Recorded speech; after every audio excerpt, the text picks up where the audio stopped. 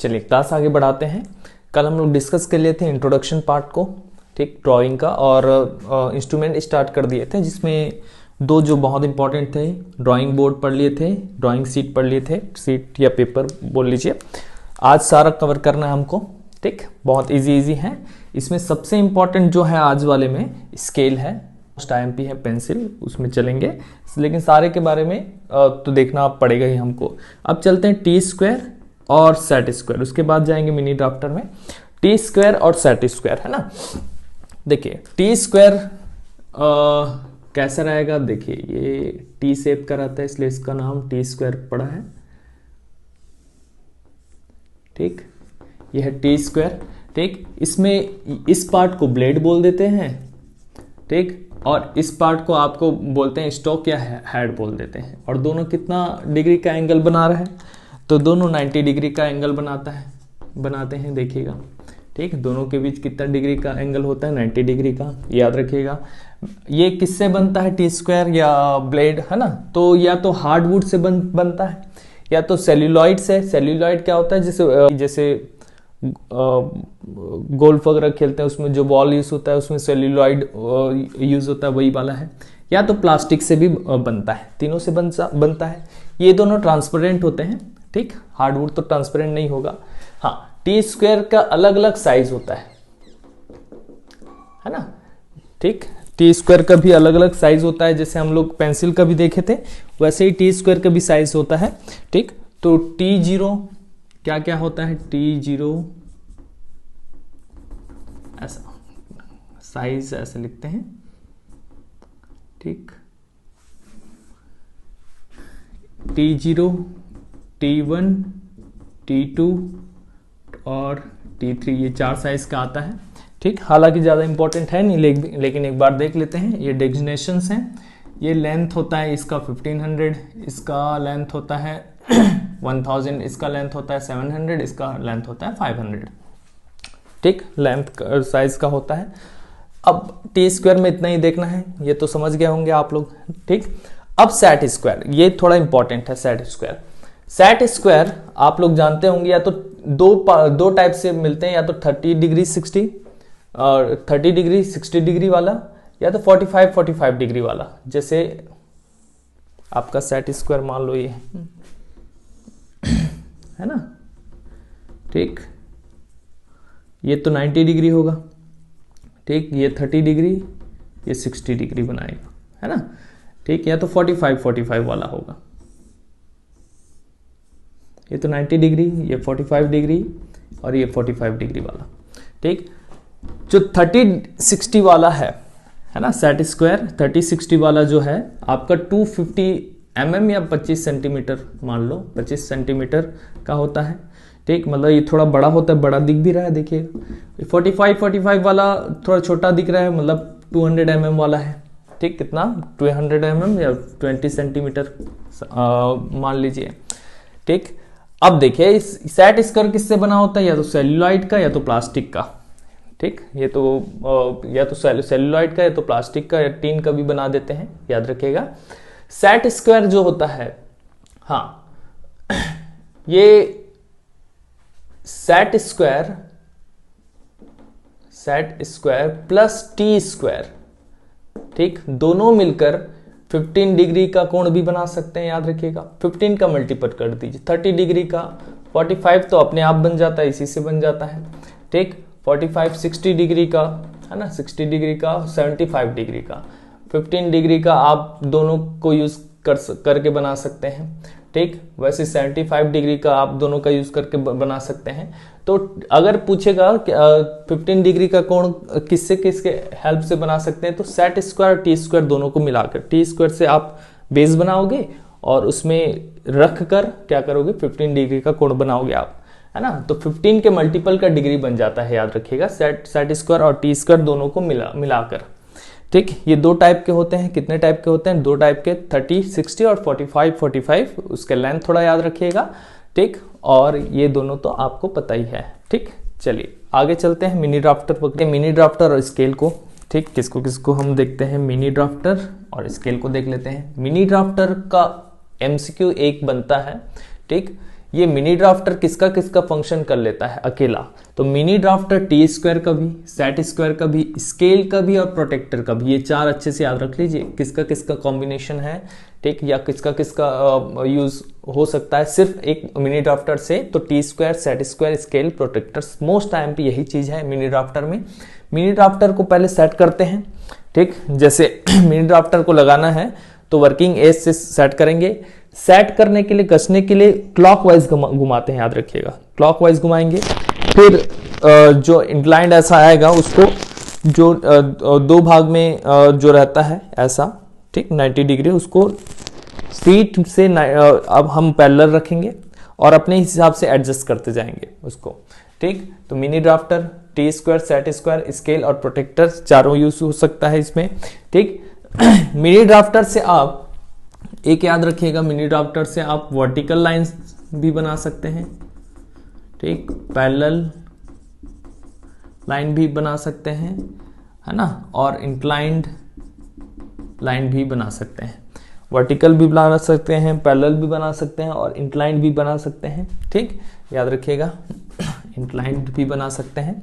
अब देखिए mini drafter तो ठीक है, उसके बाद स्केल देखिए, स्केल किस लिए यूज होता है, तो आंसर ये लीजिएगा, use to transfer and measurement of dimensions, ठीक, मेजरमेंट्स होता है dimension, use to transfer and measurement of dimension. Scale में सबसे लीस्ट काउंट वाला कितना होता है, तो स्केल आप देखे होंगे पूरा ऐसा, है ना, तो इसमें लीस्ट काउंट ये जो सबसे कम है उसको लीस्ट काउंट बोलते हैं। 1 मिलीमीटर का नाप सकते हैं, 1 मिलीमीटर का याद रखिएगा। दो टाइप के स्केल आते हैं, एक 15 सेंटीमीटर वाला, एक 30 सेंटीमीटर वाला, ठीक। 15 सेंटीमीटर लॉन्ग होता है और 30 सेंटीमीटर लॉन्ग होता है, प्लस 2 सेंटीमीटर इसका वाइड होता है, और इसका 30 सेंटीमीटर वाला है तो 3 सेंटीमीटर वाइड होगा ये, ठीक, याद रखिएगा। 15 + 2 और 30 + 3 अगर याद रखिएगा, ठीक। एक रोलर स्केल भी आता है, या इंजीनियरिंग स्केल बोलते हैं, रोलर स्केल। रोलर स्केल में नीचे तरफ रोलर लगा रहता है इसका, है ना, इसी स्केल में क्या लगा रहेगा, रोलर लगा रहेगा ऐसे खिसकाने के लिए, ठीक। ये 30 सेंटीमीटर वाला ही आता है। कितना सेंटीमीटर वाला, 30 सेंटीमीटर। चलिए स्केल को थोड़ा डिटेल करना है, थोड़ा नहीं बहुत डिटेल करना है। जो मैं अभी बता रहा हूँ उसको अच्छे से याद रखना है, क्योंकि ये जो चीजें हैं वो बार बार काम आएंगे आगे, है ना।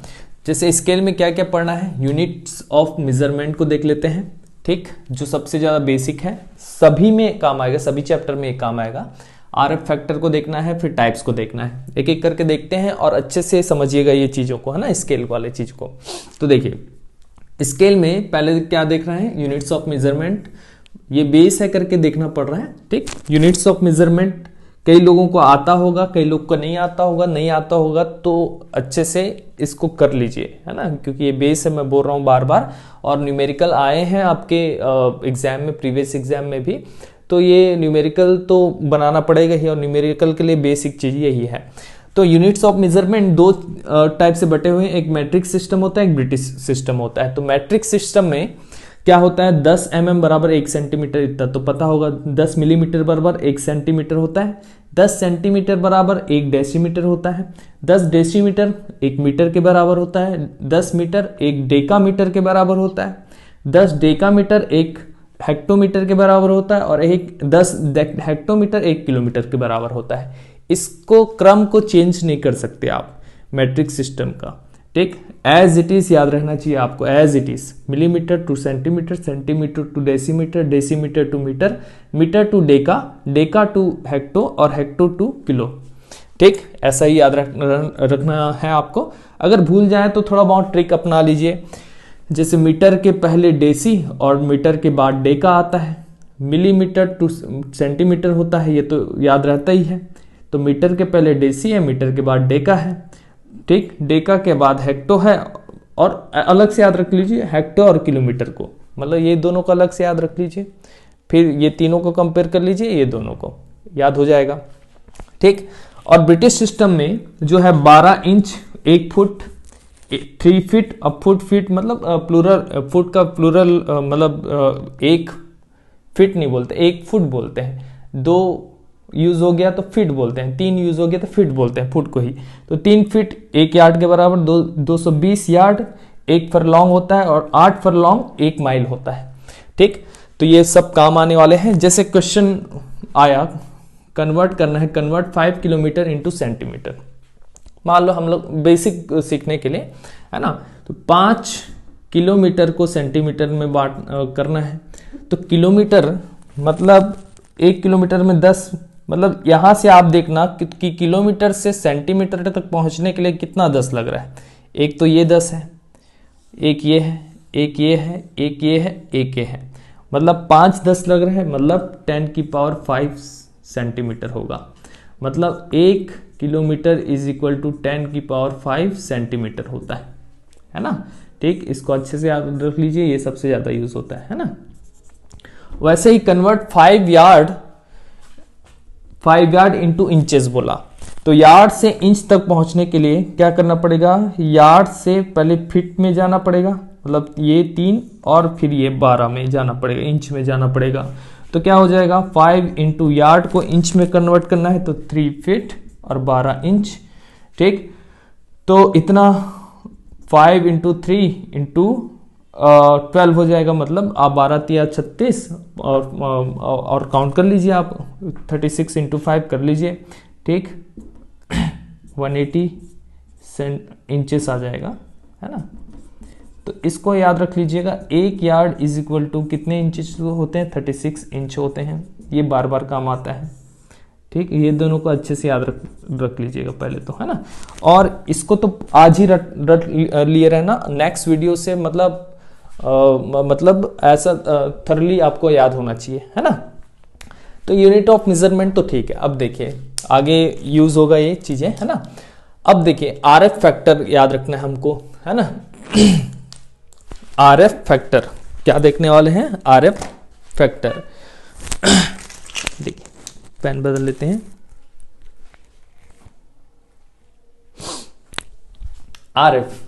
आरएफ का फुल फॉर्म होता है रिप्रेजेंटेटिव फ्रैक्शन,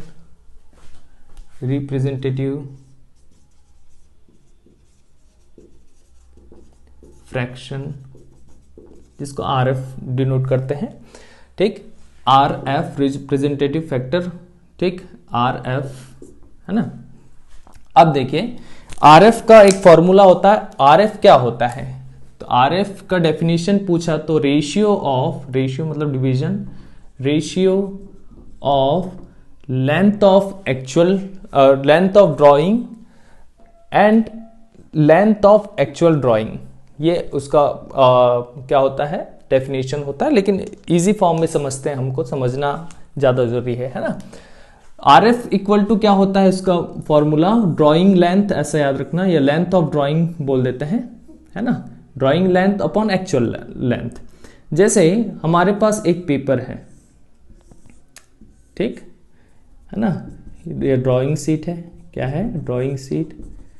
तो ड्राइंग शीट में मान लो एक घर को बनाना है, घर का, ठीक, जो 10 मीटर ऊंचाई है। तो ड्राइंग शीट में 10 मीटर तो होगा ही नहीं भाई, तो 10 मीटर को हम किस में कन्वर्ट करेंगे, 10 सेंटीमीटर में, है ना। ऐसा जैसे आप घर बनवाने जाओगे तो वहां पे इंजीनियर क्या बोलेगा, देखो ये हाइट है, इतना हाइट का, वो पेपर में बताएगा भाई इतना हाइट का आपका घर बनेगा, इतना वो बनेगा।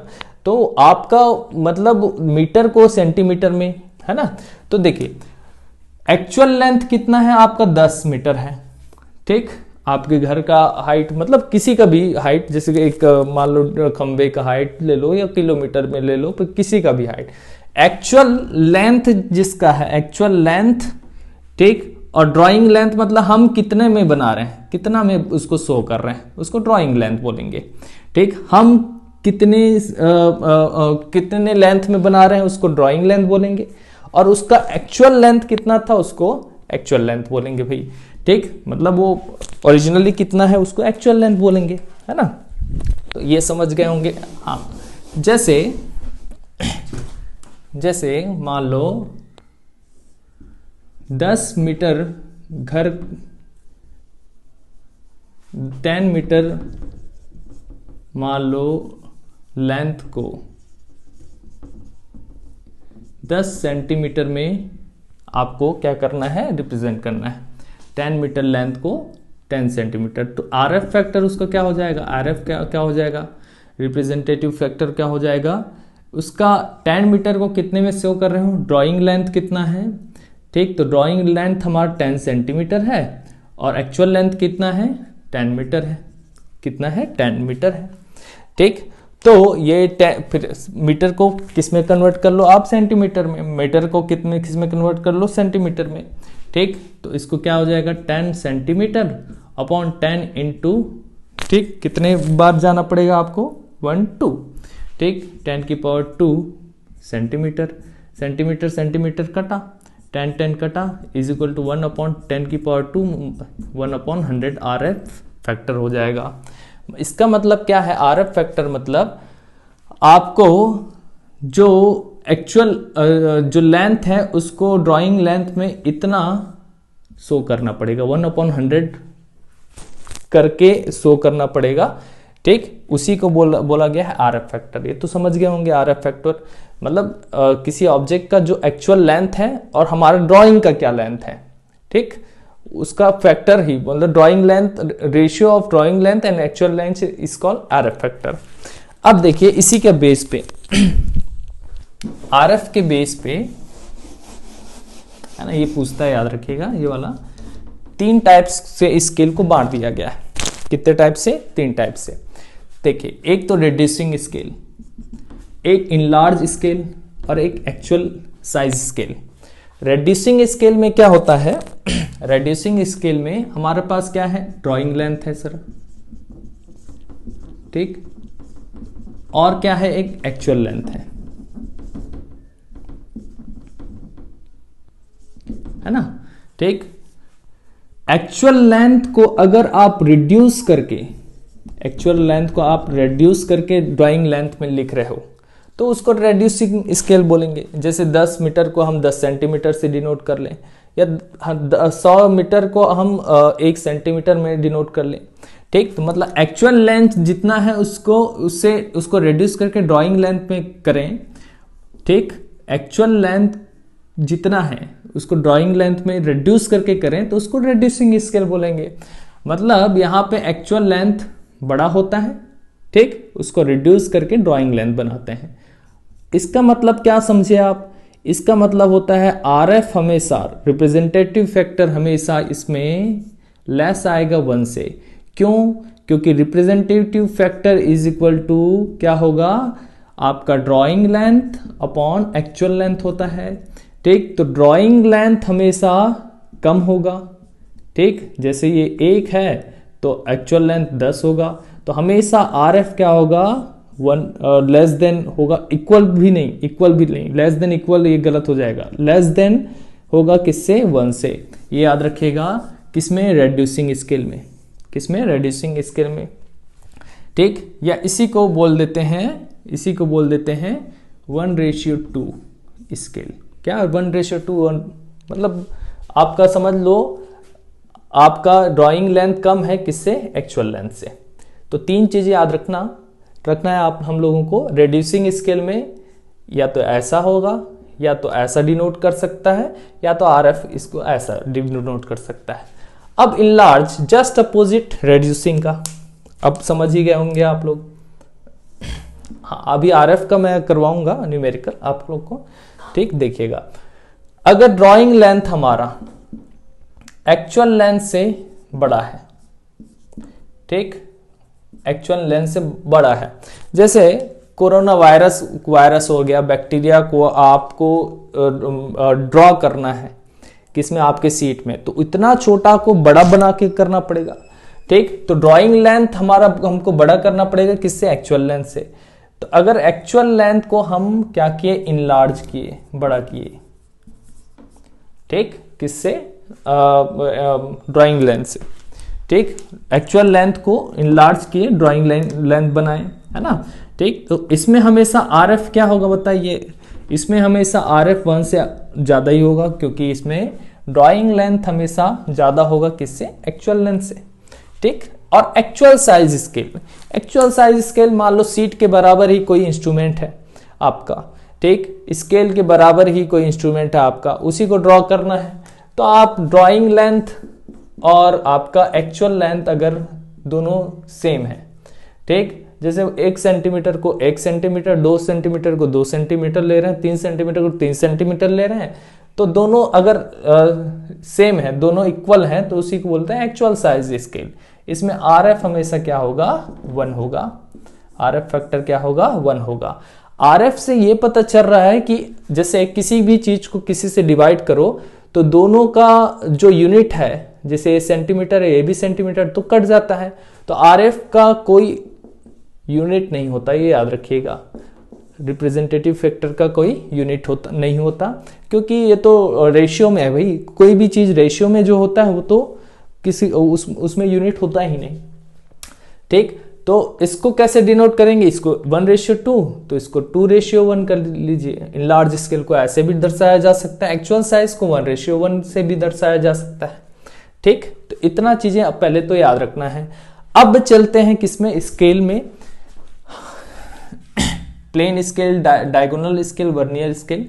लेकिन थोड़ा सा RF फैक्टर क्योंकि निकालने आ सकता है, ये इंपॉर्टेंट है, इसलिए थोड़ा न्यूमेरिकल कर लेते हैं उसमें। चलिए, ठीक, एक बहुत इजी है, एक मीडियम है, एक थोड़ा टफ है, ठीक। तो पहला question, find the RF if 10 kilometre is represent by 20 centimetre, ठीक। हमको फाइंड करना है RF का हमारे पास फॉर्मूला क्या है, ठीक, ड्राइंग लेंथ या लेंथ ऑफ ड्राइंग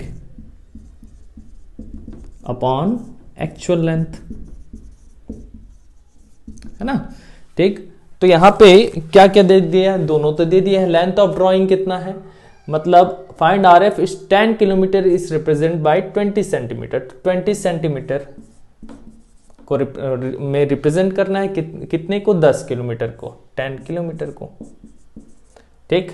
अब यहां पे डायरेक्ट डिवाइड नहीं करना है, पहले तो हमको यूनिट को सेम करना पड़ेगा। 20 सेंटीमीटर अपॉन 10, मैं बोला था किलोमीटर को डायरेक्ट याद रख लीजिए, किलोमीटर से कितना, सेंटीमीटर में पहुंचने के लिए 10⁵ करना पड़ेगा सेंटीमीटर, सेंटीमीटर कटेगा, ठीक। तो ये क्या आ जाएगा, 2 × 10⁻⁻5, ठीक। ये आपका क्या होगा, RF हो जाएगा, है ना, ये आपका क्या हो जाएगा, RF हो जाएगा, ठीक। इतना, हाँ, ठीक। या यहाँ पे एक क्वेश्चन पूछ सकता है कि find the RF if 10 kilometre is represent by 20 centimetre, या डायरेक्ट क्वेश्चन ये पूछ सकता है कि 10 kilometre is represent by 20 centimetre, ये किस टाइप का स्केल, ये किस टाइप का स्केल है, रिड्यूसिबल है, इनलार्ज है कि एक्चुअल साइज है। तो यहाँ पे आपको पता चल रहा होगा ये रिड्यूसिबल में आएगा, क्योंकि RF लेंथ ऑफ ड्राइंग क्या है, कम है किससे, एक्चुअल लेंथ से, तो ज्यादा से कम में ड्रॉ करना है हमको, ठीक है ना। तो ये रिड्यूसिबल है, ये तो इजी हो गया। चलिए सेकंड क्वेश्चन में चलते हैं। सेकंड क्वेश्चन क्या बोल रहा, यहाँ पे सेकंड क्वेश्चन क्या बोला, ठीक, find out length of drawing in plane scale of 1:4 to so centimeter and long enough to measure up to 5 decimeter, ठीक। तो up to 5 decimeter। अब देखिए, find the length of drawing of plane scale, length of drawing, अब length of drawing हमको find out करना है upon actual length is equal to RF होता है ना। RF दे दिया है 1:4, लेंथ ऑफ ड्राइंग तो हमको फाइंड आउट करना है, एक्चुअल लेंथ कहां तक, लॉन्ग इनफ अप टू, ये सब मेजर अप टू या लॉन्ग इनफ ये सब दिया है, मतलब वो एक्चुअल लेंथ दिया है, याद रखिएगा 5 डेसीमीटर, ठीक। तो लेंथ ऑफ ड्राइंग कितना हो जाएगा, है ना, तो length of drawing is equal to हो जाएगा आपका 1/4 × 5 डेसीमीटर। तो डेसीमीटर को कन्वर्ट कर लीजिए किसमें, सेंटीमीटर में, ठीक। डेसीमीटर टू सेंटीमीटर आपको कन्वर्ट करेंगे तो क्या आ जाएगा, × 10, है ना, 5 × 10/4 सेंटीमीटर, ठीक। 5 इंटू 10/4 सेंटीमीटर, ये क्या कितना आ जाएगा आपका 50/4 या 12.5 सेंटीमीटर। कितना हो जाएगा 12.5 सेंटीमीटर। लेंथ ऑफ ड्राइंग क्या हो जाएगा आपका 12.5 सेंटीमीटर। मतलब आपको क्या करना है 5 डेसीमीटर को ठीक शो करना है आपके ड्राइंग शीट में, कितने में 12.5 सेंटीमीटर में। कितने में 12.5 सेंटीमीटर। इसका एक्चुअल मीनिंग ये होता है।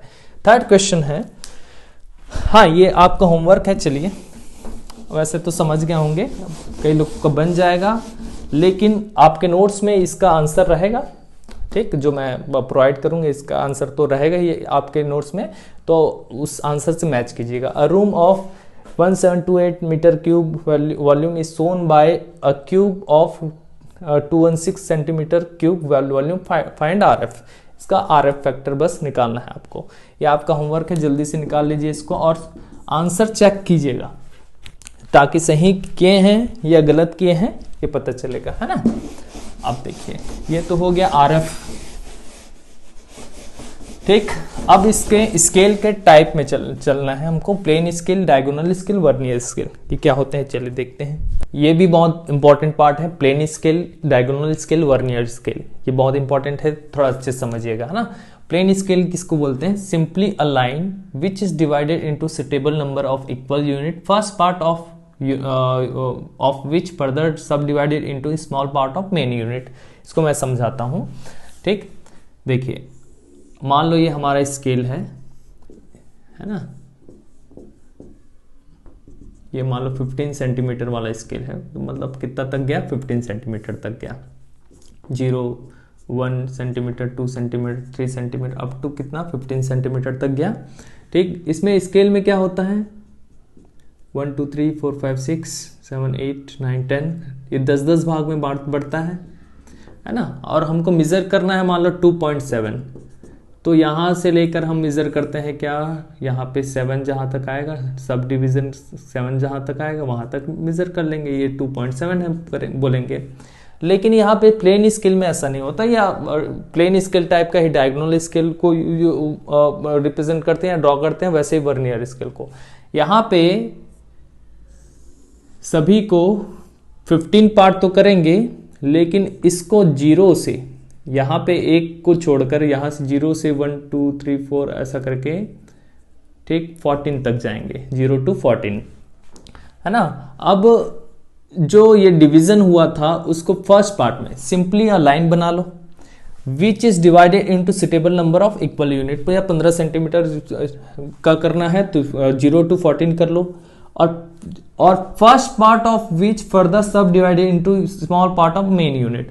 ठीक, तो फर्स्ट पार्ट को ही क्या कर लो, डिवाइड कर लो 1 2 3 4 5 6 7 8 9 10। ठीक, किसमें? Small part of main unit. मान लो ये 0 to 14 सेंटीमीटर है, तो सेंटीमीटर के नीचे क्या होता है मिलीमीटर, तो ये किस में हो जाएंगे मिलीमीटर। अब हमको इसमें 2.7 को रिप्रेजेंट करना है, मान लो इसको, इसमें ये सब 10 में नहीं डिवाइड होगा भाई, ये पहला वाला पार्ट बस 10 में डिवाइड होगा। ठीक, तो 0 1 2 3 4 ऐसा 14 तक होगा। तो 2.7 को इसमें रिप्रेजेंट करना है तो कैसे करेंगे सर? तो 1 2 ये 2 सेंटीमीटर हो गया, और इधर से चलो 1 2 3 4 5 6 7, ये 7, तो यहां से यहां तक क्या हो जाएगा 2.7 सेंटीमीटर रिप्रेजेंट हो जाएगा। ठीक, तो प्लेन स्केल ऐसा होता है ना, प्लेन स्केल बोलो तो भी ऐसा। ठीक, और ड्राइंग के समय इसको कैसे ड्रॉ करेंगे, तो ऐसा स्केल बनाना है आपको। ठीक, इसमें सबको डिवाइड करना है। ठीक, फिर इसको सब डिवाइड करना है, ऐसा करके पहले वाले को सब डिवाइड करते हैं, 10 इक्वल सब डिवीजन करते हैं, है ना। फर्दर आगे और भी करते जैसे जाते हैं, जैसे वर्नियर स्केल में इधर और बनाते हैं। ठीक, उसको देखेंगे, है ना। तो इतना समझ गए होंगे, है ना। तो ये स्केल क्या होता है, प्लेन स्केल होता है, ऐसा ही डिवीजन होगा आपका। अब देखिए समझिएगा।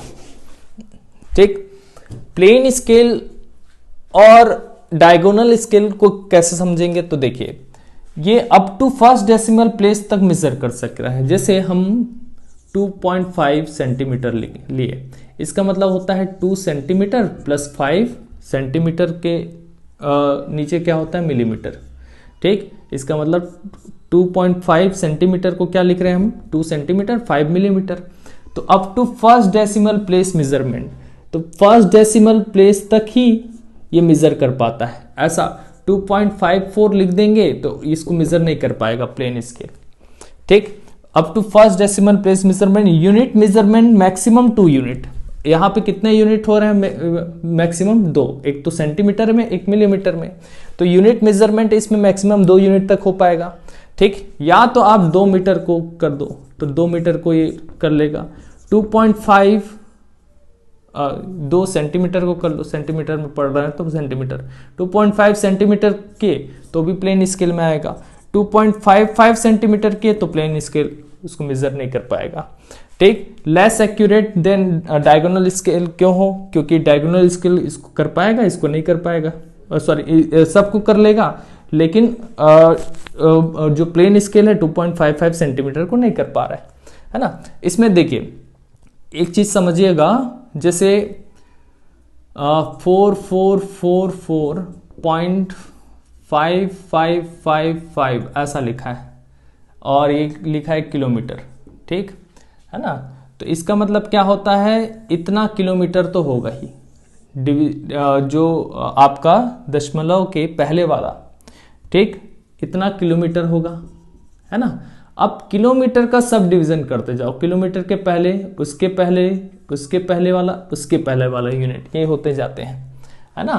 तो आप डेसिमल नंबर के बाद यूनिट एक एक कम होते जाता है, ये याद रखिएगा, है ना। जैसे 2.5 सेंटीमीटर को हम लिखे 2 सेंटीमीटर प्लस 5 मिलीमीटर, ठीक है ना।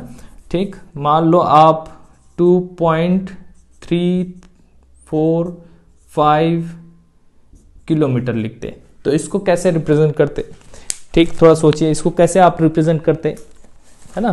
तो आपको क्या यूनिट ऑफ मेजरमेंट अभी बताया था, उसके हिसाब से चलिए। किलोमीटर के पहले क्या होगा, हेक्टोमीटर, हेक्टो के पहले डेकामीटर और डेका के पहले मीटर होगा।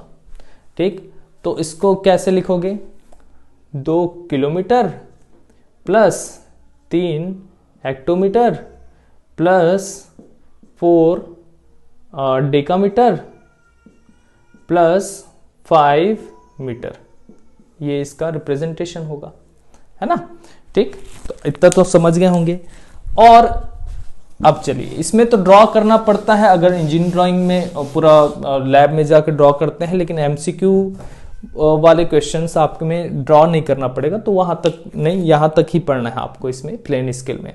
ठीक, डायगोनल, हाँ, इसमें क्या क्या पूछेगा, प्लेन स्केल डायगोनल स्केल में मैक्सिमम कितने मेजरमेंट तक कर सकते हो, up to first decimal place तक कौन कर सकता है, up to second decimal place तक कौन कर सकता है, मैक्सिमम कितना यूनिट होता है डायगोनल में, ये सब पूरा पूछेंगे, जो इसी में हम लोग पूरा देख ले रहे हैं, है ना। Diagonal scale up to second decimal place तक मेजरमेंट कर सकता है, लेकिन देखिए यूज्ड टू रिप्रेजेंट 3 कॉन्सिक्यूटिव, जैसे 2.54 किलोमीटर था, used to represent 3 consecutive unit, मतलब 1 किलोमीटर है, ठीक है ना। तो आपका किलोमीटर के पहले जो है ना, आपका हेक्टोमीटर और ये डेकामीटर, ठीक, ये तीनों 3 कंसेक्यूटिव यूनिट को भी मेजर कर सकता है, डायगोनल 2 को भी कर सकता है, ठीक, जैसे 2.5 को उसको भी कर सकता है, ठीक, और दूसरे का सब डिवीजन हो, मतलब ये दूसरे का सब डिवीजन हो, मतलब 3 वाला ही है, उसको भी कर सकता है। मतलब डायगोनल स्केल में अगर ये लिखा है कि 3 कंसेक्यूटिव को कर सकता है तो भी करेक्ट होगा, 2 कंसेक्यूटिव को भी कर सकता है तो भी करेक्ट होगा, ठीक, 1 को भी कर सकता है तो भी ट्रू होगा, सभी ट्रू होंगे इसमें, ठीक। याद रखिएगा, केवल 3, मैक्सिमम 3, केवल 3 वाला नहीं है, ओनली 3 वाला नहीं है, अप टू 3 तक है, ठीक। Use to represent 3 consecutive unit, up to 3 तक भी हो सकता है, up to second decimal places तक मेजर कर सकते हैं, ये तो पता चल गया। मैक्सिमम कितने unit, 3 unit, more accurate than plain scale, है ना। अब वर्नियर स्केल क्या होता है, सिमिलर टू डायगोनल स्केल, मतलब ये किसके सिमिलर होता है, डायगोनल स्केल, डायगोनल स्केल के सिमिलर होता है तो अप टू सेकंड तक ये जाएगा और मैक्सिमम 3 यूनिट तक जाएगा, ये तो समझ गया। लेकिन इसको कब यूज किया जाता है, use when less space available, हमारे सीट में बहुत कम स्पेस है तो आपको वर्नियर स्केल को कैसे ड्रॉ करते हैं थोड़ा सा बता रहा हूं मैं। ऐसा ड्रॉ कर लिया आप, मान लो ये आपके स्केल है ना, ठीक, ऐसा ड्रॉ कर लिया आप, तो वर्नियर स्केल को यहीं पे और ड्रॉ करते हैं ऐसा करके ज्यादा, ठीक। तो use when less space is available, combination of plain scale and vernier, ये प्लेन स्केल यूज होता है, ठीक। तो इधर नहीं करके ऐसा यूज करते हैं हम लोग, है ना। Combination of plain scale and vernier, इसको वर्नियर बोल देते हैं जो एक्स्ट्रा यूज कर रहे हैं, है ना। और ये प्लेन स्केल होता है, क्या होता है, प्लेन स्केल, ठीक। लेकिन अगर कुछ क्वेश्चन आया वर्नियर स्केल किसके सिमिलर होता है, तो डायगोनल के सिमिलर होता है, ठीक, याद रखना। और कॉम्बिनेशन किसका किसका होता है, तो प्लेन स्केल और वर्नियर का होता है, ये थोड़ा अच्छे से याद रखना, ठीक। चलिए नेक्स्ट में चलते हैं। इतना थोड़ा सा अच्छे से रिवीजन करके रखिए इसमें, है ना, बार बार पढ़ के रखिए, यूनिट ऑफ मेजरमेंट को तो याद कर ही लीजिए, ठीक। चलिए नेक्स्ट चलते हैं। अब देखते हैं प्रोटेक्टर और फ्रेंच कर्व, ये बहुत इंपॉर्टेंट है, ठीक। क्यों यूज होते हैं ये बस पूछता है जनरली, है ना। प्रोटेक्टर कैसे होता है, या तो फ्लैट हो सकता है, या तो सर्कुलर, या तो semi circular. Semi circular most common use होने वाला सेमी सर्कुलर है, 100 mm डायमीटर होता है। और याद रखना प्रोटेक्टर के डायमीटर को ही बेस बोलते हैं, ये याद रखिएगा।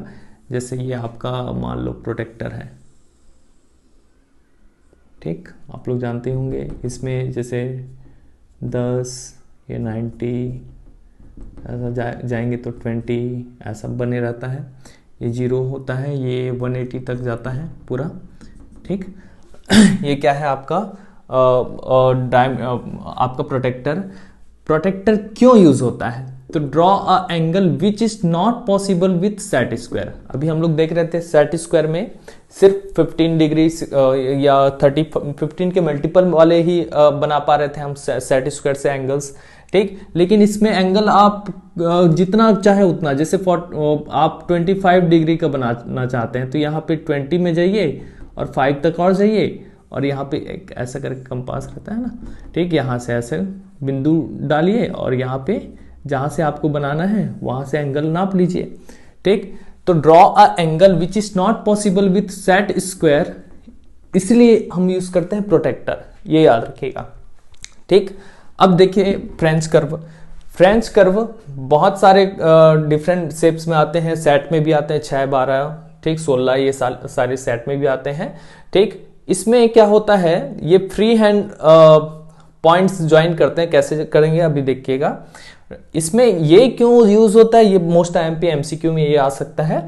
Draw a curve which is not possible with compass. Compass आप लोग देखे होंगे, कंपास जैसे आप लोग कंपास बॉक्स कर देंगे तो उसमें कंपास आता है। कंपास में जैसे ऐसे रखकर हम ऐसे बनाएं, ठीक, ऐसे रखकर हम ऐसे बनाएं, जैसे यहाँ पे फ्लैट लाइन है मान लो, और कंपास को आप ऐसे रखकर, ठीक, ऐसे ड्रॉ करेंगे, मान लो ऐसे करके ड्रॉ करेंगे, है ना, थोड़ा अच्छे से बनाइएगा, है ना।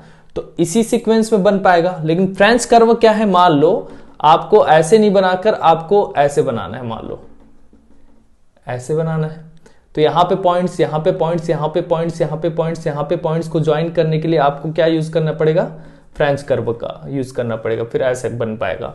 क्योंकि कंपास में तो एक निर्धारित एंगल तक ही जाता है, लेकिन थोड़ा और छोटा बनाना है तो थोड़ा और छोटा बना सकते हो, है ना। तो फ्रेंच कर्व क्यों यूज होता है, draw curve which is not possible with compass, ये याद रखिएगा, ठीक। हाँ, फ्री हैंड ड्राइंग होता है। फ्री हैंड ड्राइंग मतलब पहले तो आप बिंदु बना देंगे और पॉइंट्स को ज्वाइन कर किसके थ्रू करेंगे, फ्रेंच कर्व के थ्रू, ठीक, किसके थ्रू, फ्रेंच कर्व के थ्रू, ठीक। चलिए आगे देखते हैं। हाँ, मोस्ट आईएमपी वाले में चलते हैं, पेंसिल में, किसमें, चलिए अब समझते हैं पेंसिल। थोड़ा अच्छे से समझिएगा, क्वेश्चन यहां से आते हैं, ठीक, एमसीक्यूज भी आते हैं। अब देखिए पेंसिल किससे बना हुआ होता है, तो पेंसिल बना होता है ग्रेफाइट विथ कूलिंग से, ग्रेफाइट और कूलिंग से, ठीक।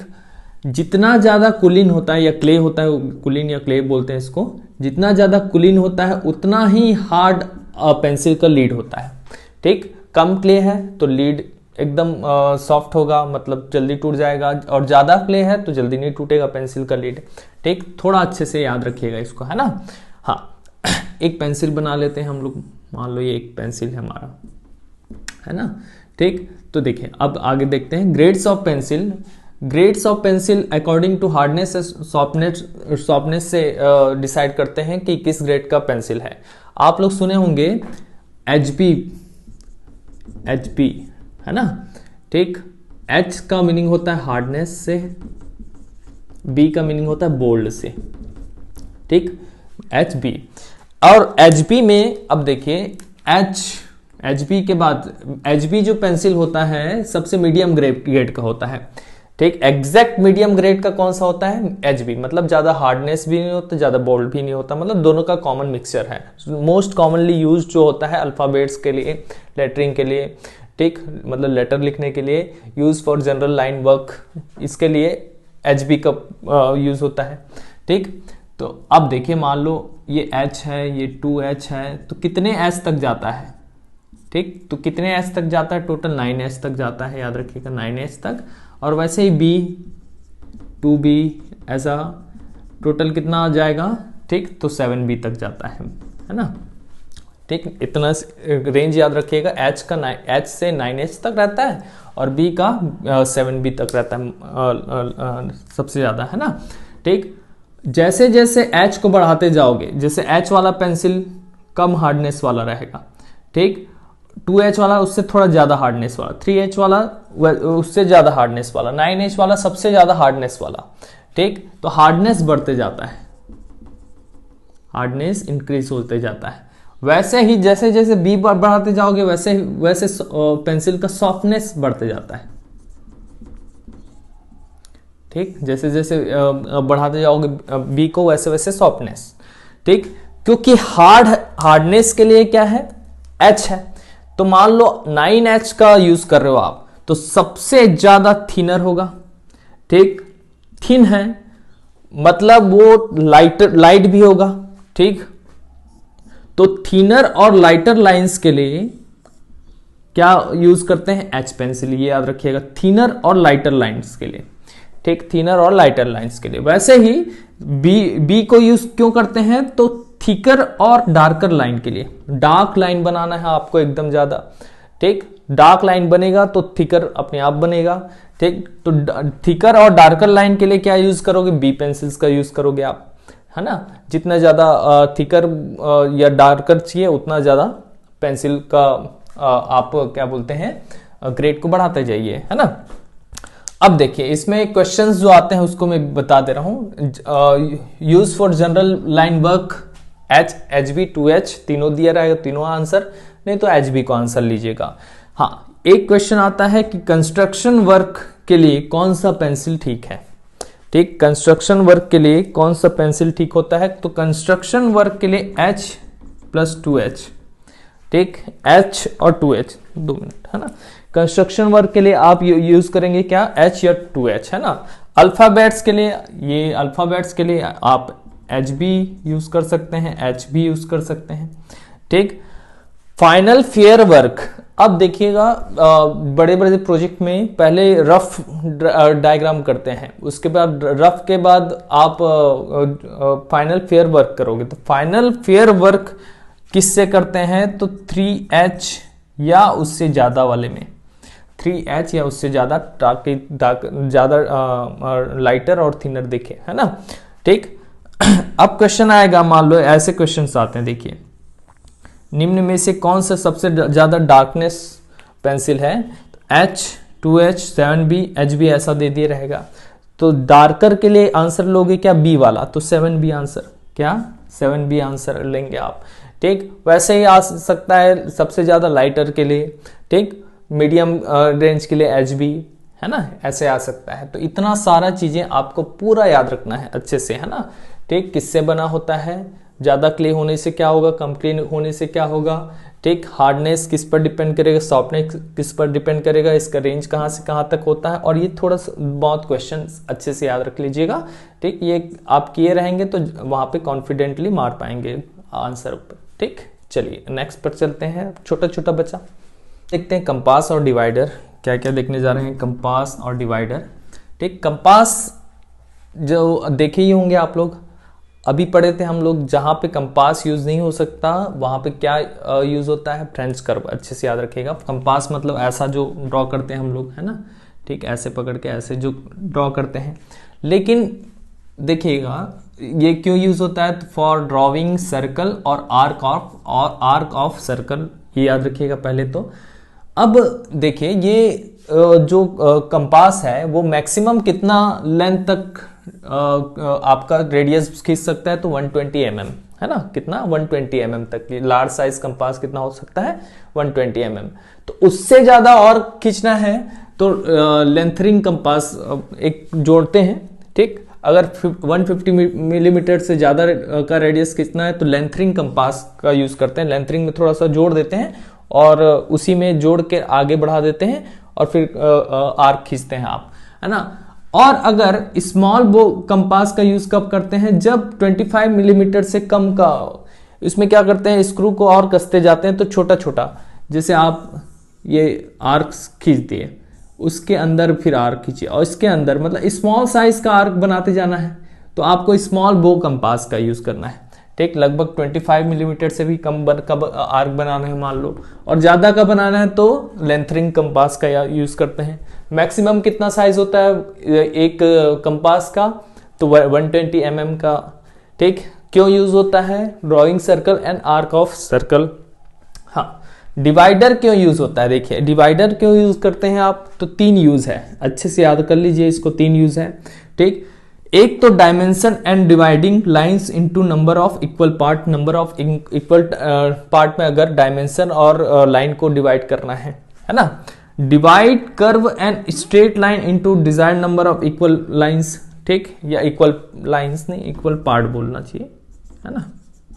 ठीक, divide curve and straight line into desired number of equal part. और तीसरा set of given distance from scale to drawing, मतलब स्केल टू ड्राइंग तक आपको डिस्टेंस सेट करना है, तो किसका यूज होगा, डिवाइडर का। किसका यूज होगा, डिवाइडर का।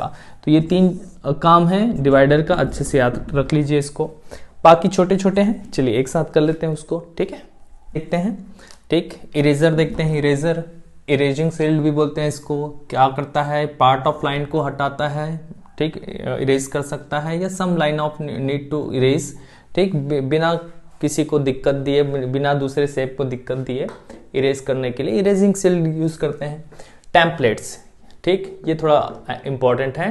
ये टाइम सेविंग डिवाइसेस होता है, पहले से बना देते हैं ए शेप का, बी शेप का, 1 2 3 शेप का।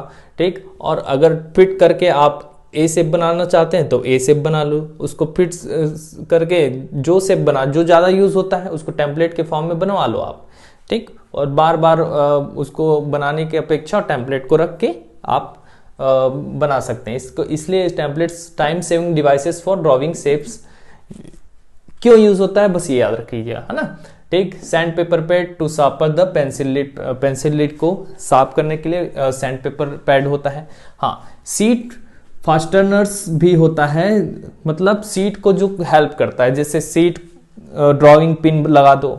ठीक, सीट में ड्राइंग क्लिप लगा दो, ड्राइंग क्लिप भी लगाए होंगे आप लोग, है ना। टेप भी लगाते हैं, बड़ा अगर ड्राइंग है है ना, तो एडहेसिव टैब भी लगाते हैं। तो इसको सीट फास्टनर्स या सीट हेल्पर्स भी बोलते हैं। ठीक, तो सीट के लिए जो हेल्प करता है या जो सीट के काम को फास्ट बनाता है। ठीक, हाँ, एक और है ब्रश या टॉवेल क्लॉथ, ये क्यों यूज होता है, डस्टर क्यों यूज होता है, तो सबको हटाने के लिए डस्टर्स के यूज करते हैं हम लोग। ठीक, ये हो गया इंस्ट्रूमेंट एंड देयर यूजेस, खत्म। नेक्स्ट टॉपिक पर नेक्स्ट क्लास में चलेंगे। ठीक, चलिए।